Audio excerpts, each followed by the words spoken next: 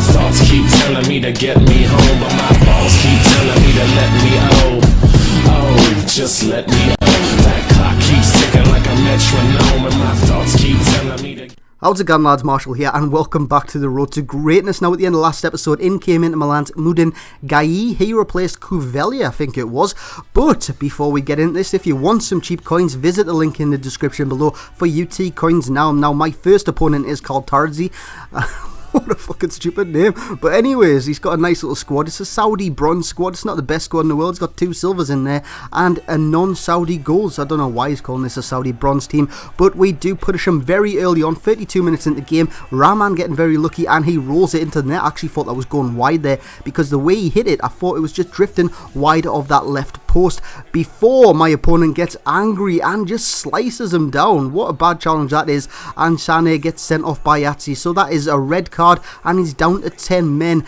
32 minutes into the game, or was that when I scored? But anyways, we crack on. Just before half-time, Junior Malanda with an absolute screamer. My opponent making the mistake there. I think he was holding A or spamming A, whatever you do. Holding A myself, which is contain. I do from time to time when you know your opponent's going to shoot, because that's how you block it. I know manual jockey is effective. I use it all the time, manual jockey. That's probably why I get caught out all the time. But Bakali has finally arrived, lads. What a goal. 52 minutes in the game. All of you guys said in the episode before last, which was episode 3, I think it was, said bye Bakali, and this was the first game I finally seen how good Bakali is. He went ham in this game, so it's 4-0 when Ofo, or Jija Ofo, I can't say his first name, that's why I call him Ofo. He goes through and he makes it 5-0, 77 minutes into the game. But there is still time for a hat-trick for a certain Bakali, who lets her it from roughly 30 yards, and that just winds up in the bottom corner. So we thoroughly demolish this guy. It is 6-0 against 10 men. Like I said, that was a terrible red card he got in the first half, but we went ham on this guy, and we finally had a big win. We didn't have that in the last episode, we didn't have that in the prior episode, so we finally get off to a great start, and we can upgrade in the first game. I know the last few episodes anyways, we haven't been doing too well, but outgoing is Marzo. Marzo's been fantastic at right back. He's got a great amount of pace, 75 pace, but this guy, look at that pace, 87 pace. Richie Delat from Leicester. I was always going to bring him in. I know Anthony Van Den Boer's a silver. I was looking at him, but for me, it always has to be Richie Delat, simply because he's fast as hell, and he's a good solid right back. Now, the next opponent is, it's terrible. 63 overall, 2-star team, 71 chemistry.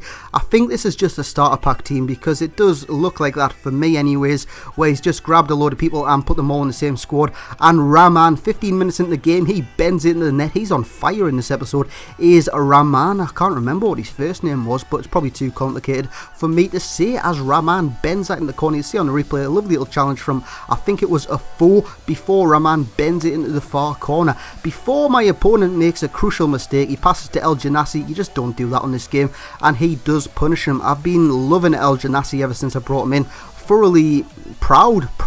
That's not... Why would I be proud? I've been happy with this decision to bring El Janassi in. I know there was a few options like Hazard, Lamar, but El Janassi, he's proven his worth before my opponent backs out late in the second half, because he was getting battered. And the next going is Vervoet. Vervoet, for me, he has been sensational. He wins headers, he's been fast at centre back, 71 pace. But in comes the lanky Seaman, or Kiman, whatever his name is, 70 pace. If there's any Belgian followers or subscribers, by the way, please correct me if I'm getting all these names wrong, because I'm English. English people are quite lazy with foreign languages, even though I can speak French. But I can't pronounce these names. I don't know why, but we bring in Seaman or Kiman. I'm going to call him Seaman, even though it's... I don't think you'd want Seaman in your team. But anyways, we crack on, and this guy's team is fantastic. Bundesliga silver squad with Choupo-Moting up front. Now, I'm not sure if any of you have played Choupo-Moting on this game. He is outstanding. Great amount of pace, great amount of strength, and he's just so good in front of goal. But we get off to a cracking start, like you see there, El Janassi with the finish from 2 yards. He couldn't miss before my opponent comes back in through Maxim. Now you can see in the corner, 36, it's stuck there. I don't know why before I did that mistake. That was a terrible mistake. I actually tried to LBY that up the field, and for some reason the game missed out the LB and just wide it, and we go 3-1 behind when Maxim nabs another goal. And we go 4-1 behind when